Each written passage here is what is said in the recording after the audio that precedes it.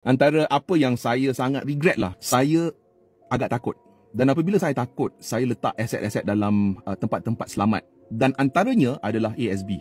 Dulu kalau kita letak duit dalam ASB boleh bagi pulangan 10 hingga 15%, which is awesome. Dan dulu antara sebab saya beli aset ini adalah saya ikut apa yang disarankan. Tetapi guys, right now is a new world. Sekarang ini adalah dunia baru. Dan sekarang ini dunia baru kita penuh dengan inflasi, penuh dengan cabaran. Kalau kita guna style lama untuk melabur, apa yang akan berlaku adalah inflasi akan makan pulangan kita. Inflasi akan jauh lebih tinggi daripada pulangan. Apabila aset-aset seperti ASB memberi pulangan kurang daripada inflasi. Contoh kalau kita tengok inflasi perubatan, inflasi insurans, ianya telah naik 10%. Tapi ASB, ialah bayar 5-6%.